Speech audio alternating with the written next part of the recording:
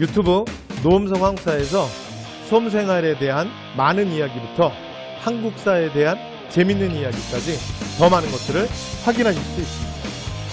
구독, 좋아요, 알람 설정 부탁드립니다. 안녕하세요. 한편의 영어처럼 기억되는 수업 노음석입니다. 자, 이제 민주주의 실현과 발전, 이제 본격적인 현대 정치로 들어가도록 하겠습니다.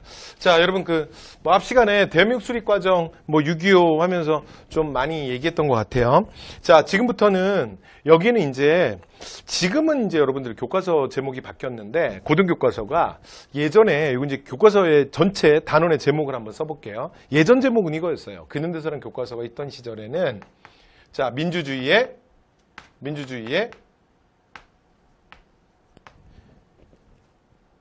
발전과 실현이었어요. 민주주의의 실현과 발전. 됐죠? 요게 단원의 제목이었습니다. 단원의 제목. 왜 이러지, 지우기가? 이게 단원의 제목이었었는데,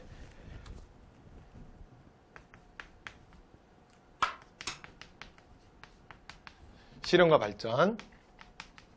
이게 단원의 제목이었는데, 제가 여러분 먼저 시작하면서 제목을 한번 쓰는 이유는 뭐냐면, 그래서 이게 어떤 시험이든 한능검을 포함해서 각종 한국사 관련된 시험 중에 이쪽 파트는 시험 문제 어디에 주목하냐면 말 그대로 민주주의 실현 그리고 발전에 주목합니다. 발전.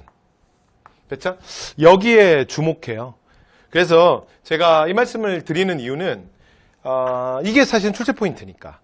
그러니까 민주주의 실현이라고 하는 건 사실은 민주공화국에서 그러니까 이 국가의, 이 땅의, 이 나라의 주인이 누구야? 바로 국민이잖아요. 그쵸? 근데 그걸 국민인 걸 모르는 애들이 있는 거지. 그 모르는 게 누구야? 그걸 모르는 게 독재정권이죠. 그쵸? 그래서 독재정권이 소위 말해서 민주주의를 유린하는 거야. 민주주의를 탄압한 건데 근데 우리 시험에서 많이 다루는 건 독재정권이 민주주의를 탄압하는 가장 한국에서 많이 써먹었던 방법이 뭐냐면 개헌이에요. 개헌. 그래서 개헌 과정 중에 그러니까 반민주적인 거 그래서 독재정권의 연장 강화와 관련된 개헌들이 시험에 잘 나옵니다. 됐죠? 네, 그래서 요거 하나. 그리고 두 번째, 자, 요 과정에서 그러면 이거와 싸우면서 이 땅의 민주주의를 발전시켰던 건 뭐냐? 자, 결국은 바로 이 국민들의 힘, 시민들의 힘이죠. 그래서 민주화를 고향했던 대표적인 사건들 있죠. 그래서 그 사건들을 잘 봐두셔야 되는데 특히 시험에 잘 나오는 게 1960년 4.19혁명. 우리나라 민주주의의 시작이라고 보통 부릅니다. 자, 그리고 두 번째, 자, 1987년 6월 민주화운동. 됐죠? 또는 민주화 항쟁. 이렇게 부르는데 그래서 지금 말씀드리는 요 두 사건. 물론 요거 두 개 말고도 요 사이에 한 두 개 좀 더 들어가요. 됐죠? 그래서 70년대와 80년대 하나 좀 더 들어가거든요. 70년대는 자, 유신체제 반대운동. 그래서 반유신. 됐죠? 그 다음에 80년대는 5.18 광주민주화운동. 되죠? 그래서 요 정도. 근데 4.19랑 87년 6월 민주항쟁이 더 중요해요. 됐죠? 자, 그리고 독재정권의 연장 강화와 관련된 개헌들 그러면 1차, 2차. 요 1차, 2차 잘 나오거든요. 1차, 2차가 전부 이승만과 관련된 거예요. 그래서 이승만에서는 요 개헌 과정이 되게 중요합니다. 자, 그다음에 이제 박정희가 또 두 번 하고 한 번 더 하기 위한 우리가 69년 삼성 개헌이라고 그러는데 6차 개헌. 그리고 지금까지도 가장 학명 높은 대통령의 권한을 극대화시켰던 유신헌법. 됐죠? 여기 7차 개헌이야. 그 다음에 박정희를 따라하는 6사 11기들. 그러니까 전두환을 비롯한 노태우, 김복동, 정호영, 그래서 우리가 이 사람들을 박정희가 군부고 뒤에 등장한 그들을 따라하는 군부다. 그래서 뉴 군부, 신군부라 그러는데 자, 8차 개헌.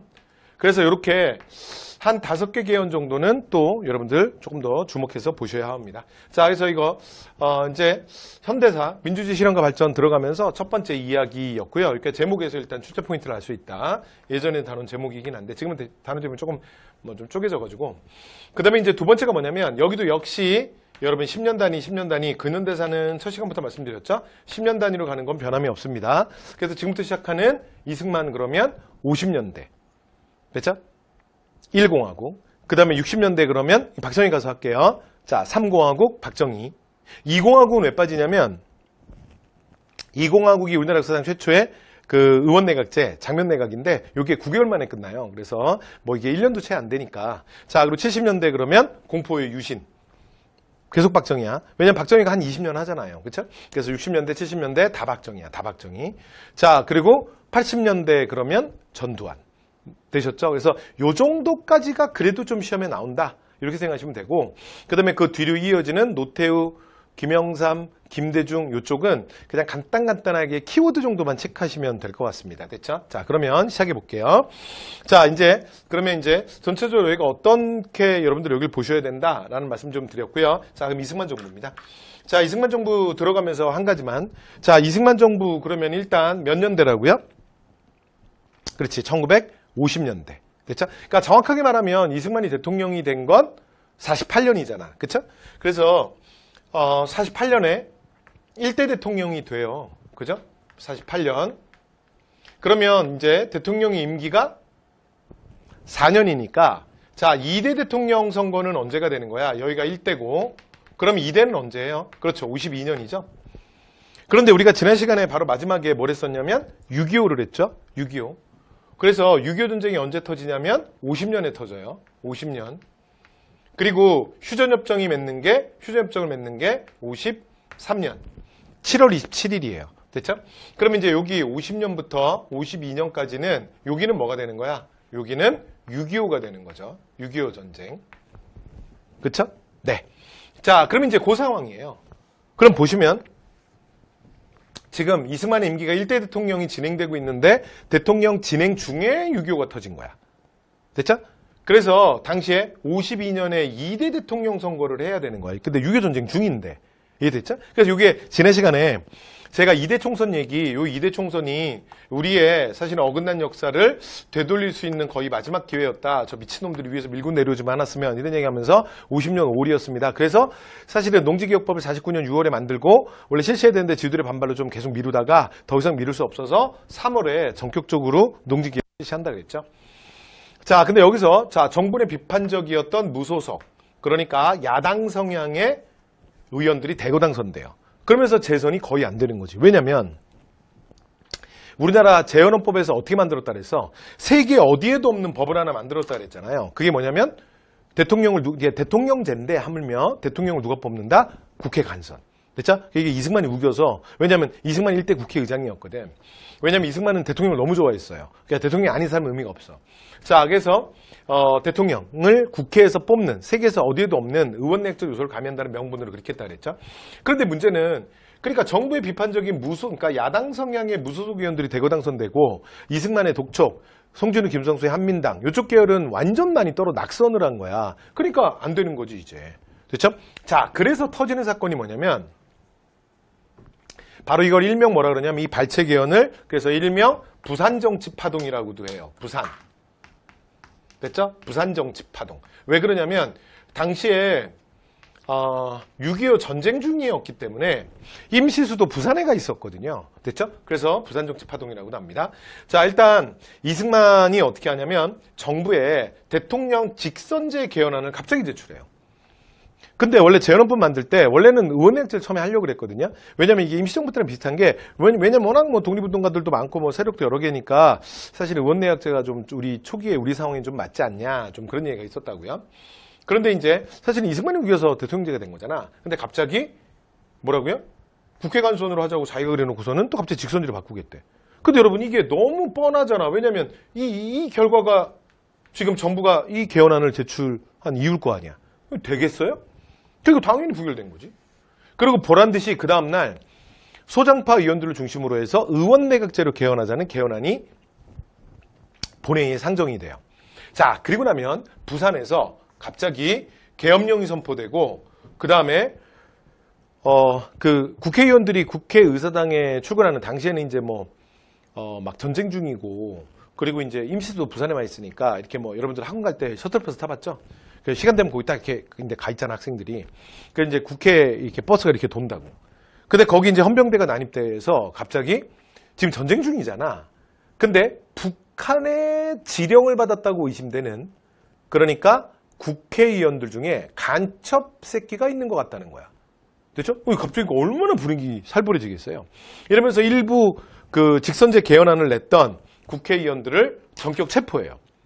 그러면서 나머지 국회의원들은 국회의사장이 다 듣고 여기서 우리나라 그러니까 1차 개헌, 대한민국 헌법을 처음 바꾸는 이 개헌을 어떻게 하냐면 거수 기리 표결로 해요. 여러분 상상이 되세요? 여러분 초등학교 때 반장선거 해봤어? 여러분 초등학교 반장선거도 거수 기리 표결로는 안 해요. 야, 서수가 반장이 있으면 좋겠다 생각하는 사람, 자, 그 자리에서 손 들고 일어나세요. 자, 그러면 영희가 있으면 좋겠다 생각하는 사람, 그 자리에서 손 들고 이렇게는 안 하잖아요. 그런데 무려 헌법을 바꾸는데 거수 기리 표결로 합니다. 됐죠? 자, 그래서 이런 공포 분위기 속에서 그냥 법안을 통과시켜요. 됐죠? 자, 그래서 이제 뭐로 바뀌었다? 직선제로 바뀝니다.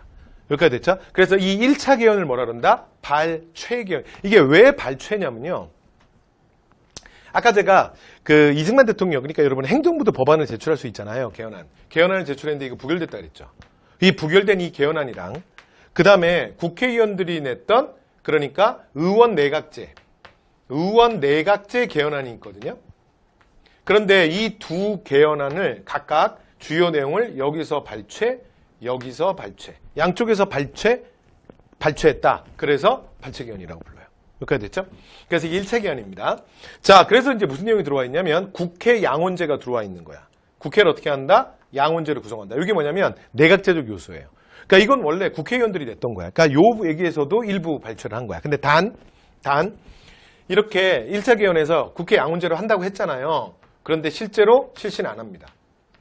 됐죠? 실제로 실시는 안 해요. 됐죠? 그러니까 직선제를 안 한다는 게 아니라 얘는 실시 안 한다고. 그죠? 그러니까 형식적으로 넣기만 한 거예요. 나중에 이게 돈이 많이 든다, 뭐 재정 부담이 된다. 그래서 요리조리 핑계 대갖고 안 해요. 자, 그런 다음에 6.25 전쟁 중에 부산에서 재선에 성공해요. 여러분 당연히 성공하지. 일반 국민들이 뽑는다면, 아니 야당 성향이 강한 국회의원들이 뽑으면 이승만이 어렵지만, 여러분 이거 제가 말했잖아. 이거 전쟁 중이라 그랬잖아. 아니 전쟁 중에 누가 대통령 정권을 바꿔. 그리고 전쟁 중에 어떻게 그러니까 대통령 그러니까 취임을 위한 예를 들어 뭐 연설도 하고 다니고 뭐 예를 들어 공약도 발표하고 막 그렇게 해야 되잖아. 그걸 어떻게 해? 그거 제대로 되겠어? 그러니까 현직 대통령이 무조건 유리할 수밖에 없죠. 그렇잖아요. 왜냐면 나머지 후보들은 야당 후보들은 자기가 누군지 국민한테 밝힐 수 있는 기회조차 별로 없는데. 무슨 말 이해됐죠? 자, 이렇게 해서 자 갑니다. 52대 그러니까 대통령 선거에서 이승만이 2대 대통령에 당선이 됩니다. 그래서 아까 말씀드린 것처럼 여기가 1대 대통령 수임기고요. 그 다음에 또 4년이죠. 그래서 또 4년 그러면 56년 3대 대통령 선거인데 자 여기까지 1대 2대 그래서 56년까지는 일단 임기가 확보됐죠. 자 그런데 사건은 54년에 터져요. 54년. 됐죠? 그래서 이거 좀 전에 이제 제가 말씀드렸던 그 독재정권 연장 강화와 관련된 그러니까 여기 52년에 2대 대통령으로 당선되는 게 이게 1차 개헌 발췌 개헌이고요. 그 다음에 54년에 2차 개헌을 해요. 이게 그 유명한 4.4 오입 개헌이에요. 4.4 오입. 되죠? 이렇게 4.4 오입인데 근데 실제로 이게 뭔 소리냐? 자, 뭔 소리인지 해볼게요. 4.4 오입 개헌은 여기 어떻게 되는 거냐면 재헌헌법에 그러니까 대한민국 헌법에 어떻게 규정되어 있었냐면 대통령의 임기는 4년 중임에 한다라고 돼 있었어요. 뭐라고요? 대통령의 임기는 뭐라고? 4년 중임에 안 한다. 됐죠? 자, 이승만에서는 여러분 저 1차, 2차 개헌 요거 둘 다 시험에 잘 나와요. 자, 눈에 찍어주셔야 됩니다. 여기서 써볼게요. 자, 대통령의 임기는 4년 중임에 한한다. 됐죠? 이렇게 써 있었거든? 근데 여기에 추가 항목을 단서 조항을 하나 더 넣는 거야. 단, 현 대통령은, 그러니까 현 대통령은 누구냐면 초대 대통령이에요. 자, 현 대통령은 예외로 한다. 이제 현 조항에 적용되지 아니한다. 그러니까 여기 부분 있죠? 원래는 이제 대한민국 헌법에 없었던 건데 여기 지금 제가 보라색으로 선 끊는 부분 있죠? 얘를 추가하는 거예요. 그럼 여러분 이게 무슨 말이에요? 이게 무슨 말이 되는 거야? 자, 다시 한번 얘기해 보면 이승만이 48년 1대 대통령 선거에서 당선이 되죠. 국회에서 간선으로. 그 다음 52년에 6.25 전쟁 중에 이번에는 국민 직선으로 2대 대통령에 또 당선이 됐죠. 그럼 보세요. 1대 했죠. 2대 했죠. 그러면 3대 나올 수 있다 없다? 4년 중임. 그러니까 중자가 다시 한번 중자야. 그러니까 4년 임명되고 중 다시 한번 임명되는 것까지 가능해. 그러면 총 몇 년이 가능한 거야? 8년. 그러면 더 이상은 나올 수 있다 없다? 56년 3대 대선에 이승만은 나올 수 있다 없다? 나올 수 없다. 근데 이제 이승만 입장에서는 대통령이 아닌 삶은 의미가 없어. 그래서 내가 이 헌법 따위 때문에 대통령에 나올 수가 없다고? 말도 안 돼. 그래서 자 54년에 개헌을 준비해요. 그래서 요 개헌이 뭐야? 그러니까 초대 대통령에 한해서. 그러니까 현 대통령. 현 대통령이 누군데? 바로 나 이승만이죠. 그래서 나 이승만은 이런 헌법에 그러니까 예외적으로 예외사항으로 해서 나는 중임 제한에 안 걸리는 거지. 그럼 무슨 말이야? 그렇죠. 3번, 4번, 5번 영원히 나올 수 있는 거야. 되죠? 이게 뭐라고요? 이게 이렇게 개헌을 하는 거야. 여기까지 됐죠. 자, 그런데 그래서 이제 이전에 총선부터 해서 자유당 국회의원들을 대거 당선을 시켜요. 자유당. 근데 사실은 자유당도 원래 그 이승만을 따르던 사람들이 원래 독촉이잖아. 독립적성중앙협의회잖아요. 근데 이거 자유당도 언제 만드냐면 51년에 만들어요. 6.25 전쟁 중에. 그러니까 임시수도 부산에서 우리 이승만 대통령 각각해서 정말 많은 일을 하세요. 그래서 여기 51년에 여기서 자유당을 만들어요. 자유당을 창당하거든. 그래서 우리가 자유당 정권 하는데 원래 48년 이승만 정부가 처음 출범할 때는 자유당 정권은 없었고요. 6.25 전쟁 중에 만들어지는 거야. 왜 만드냐면 그러니까 앞에서 우리가 6.25 때 제가 이제 가볍게 한번 읽어보세요 하고 넘어갔던 6.25 전쟁 중에 국민 방위군 사건이나 거창 양민학살 사건이나 이런 실정들이 계속 거듭된다고. 그 다음에 토지개혁도 뭐 제대로 안 했지, 7.18 청산도 제대로 안 했지, 뭐 이러니까 국민들의 신망을 많이 잃은 거야. 인기가 많이 떨어진 거야. 그래서 이승만이 그러니까 이제 이승만 때 정말 승부사거든요. 그래서 승부수를 던진 거예요. 그러니까 내가 썩어 빠진 게 아니라 내 밑에 있는 썩어 빠진 놈들 때문이야. 그래서 한민당, 독촉 이렇게 떨어진 국회의원들 있잖아. 이런 국회의원들 싹 다 버려. 그리고 이범석을 중심으로 해서 자유청년 무슨 단인가 무슨 뭐 이범석을 중심으로 해서 새로운 그러니까 뉴 페이스들을 모은 거야. 그러면서 부산에서 자유당을 창당하게 됩니다. 그렇죠? 그리고 이제 총선에서 자유당이 다수당이 된 거야. 그리고 이제 과반수 이상을 확보하고 그다음에 무소속 의원까지 자유당이 끌어들여가지고 이게 당시에 대한민국 오늘날도 마찬가지지만 헌법을 개헌하려면 3분의 2 이상의 동의가 있어야 돼요. 3분의 2. 그러면 당시에 국회의원의 총 정족수가 어떻게 됐냐면 203석이었거든요. 203석. 그럼 이제 3분의 2 이상의 동의가 필요한 거니까 3분의 2 이렇게 하면 이걸 계산하면 어떻게 되냐면 135.33333 뭐 이렇게 돼요. 됐죠? 자, 그러니까 실제로는 3분의 2 이상이잖아요. 그렇죠? 그럼 이제 이게 몇 표가 필요한 거야? 그렇지. 총 필요한 숫자가 3분의 2 이상이니까 최소 136표가 국회에서 표결했을 때 나와야 돼. 그런데 과반수는 확실하게 넘었는데 3분의 2는 안 돼. 그래서 이제 무소속 의원들이나 이런 사람들 막 자유당으로 끌어들이고 그다음에 또 찬성표 하도록 또 정치적으로 뭔가 이들이 했겠죠. 그래서 3분의 1을 정말 진짜 억지로 맞춘 거야. 그리고 이제 야당이 반대를 하니까 이게 사실은 민주주의의 실제 뭐 약점이기도 하잖아요. 이런 다수의 횡포가 있을 수 있다라는 게. 그래서 그냥 자유당이 표결로 밀어붙여요. 그래서 이제 국회에서 표결을 했는데 여러분 이게 진짜 운명의 장난이죠. 이게 136표가 나와서 원래 이제 계산은 나름 하고 표결로 밀어붙였을 거 아니야. 근데 진짜 운명의 장난이죠. 진짜 국회에서 135표가 나온 거야. 됐죠? 최종 표결로 들어갔는데. 그래서 본 안건은 부결됐음을 선언합니다. 꽝 하고 끝나버린 거예요. 그러니까 뭐 자유당이 아주 막 통곡의 바다가 됐겠죠. 됐죠? 자, 그런데 갑자기 그 다음날 뭘 들고 나왔냐면 서울대 모수학 교수를 앞장 세워서. 근데 이제 실제로 이게 오늘날은 실제로 서울대 제가 이름을 실명을 밝히진 않겠는데 모수학 교수가 아니었다라는 얘기가 요즘에 다시 나왔어요.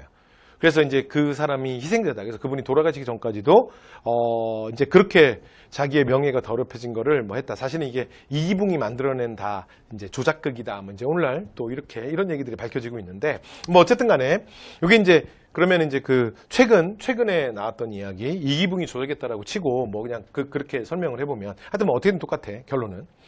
그러니까 이제 이들이 말하는 게 뭐냐면 자유당에서 말하는 게 이게 여기서 나오는 게 그 유명한 얘기가 445입이에요. 그러니까 4 밑에 숫자는 우리가 소수점을 계산할 때 4 밑에 숫자는 독립숫자로서 의미가 없기 때문에 얘는 죽여도 된다야. 그러니까 5 이상의 숫자만 입 받아들인다야. 그래서 이걸 445입의 법칙이라고 하는데 그러니까 원래 국회의원의 3분의 2라고 말했던 135.3333 중에 0.3333은 그러니까 독립숫자로서 의미가 없기 때문에 이 숫자는 죽여도 된다야. 그러니까 어저께 낮에 국회에서 표결에 들어갔을 때 몇 표가 나왔어? 몇 표가 나왔다 그랬어요? 135표가 나왔다 그랬죠.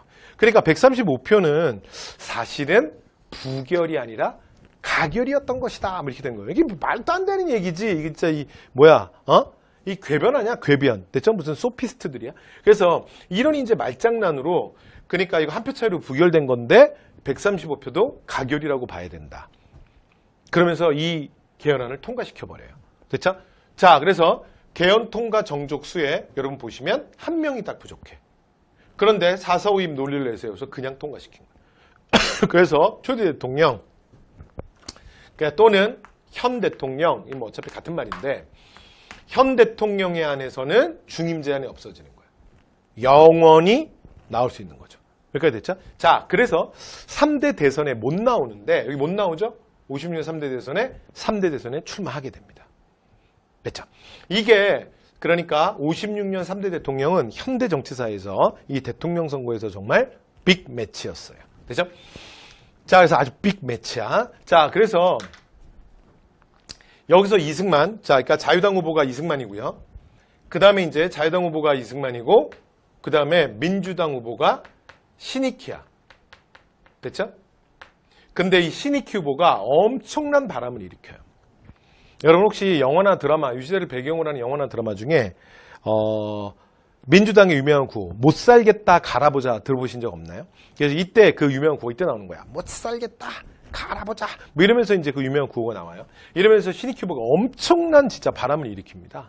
자, 그런데 진짜 안타깝게도 선거를 딱 27일 앞두고 호남선 철도를 타고 광주에 유세를 하러 내려가던 신익희 후보가 그러니까 그 내려가던 중에 갑자기 심장마비로 급사합니다. 됐죠? 갑자기 죽어요. 되죠? 근데 당시에 대선은 실제로 어떻게 치렀냐면 대통령, 부통령이 러닝메이트로 치렀어요. 여러분 이게 러닝메이트라는 게 뭐냐면 미국의 러닝메이트랑은 좀 다릅니다. 그러니까 대통령 후보와 그러니까 대통령과 부통령 후보가 이렇게 같이 나온다는 얘기잖아. 근데 이제 여기 부통령 후보는 이승만의 원래 비서였던 이기붕. 그리고 신익희 민주당의 부통령 후보는 장면이었어요. 그런데 이게 미국 선거랑 뭐가 다르냐면 미국은 여러분 이게 대선이 어떻게 이루어지냐면 부통령 선거를 따로 하지 않아요. 그러니까 정부통령 선거가 한 덩어리야. 그러니까 항상 대선 후보가 나올 때 자기한테 표를 조금 더 받을 수 있는 유리한 그냥 러닝메이트를 데리고 나오면 돼. 그러니까 미국 대통령 선거는 지금 어떻게 돼 있냐면 이게 같이 당선이 돼요. 이렇게 같이 당선되든가 이렇게 같이 당선되든가. 이 뭔 말인지 아시겠죠?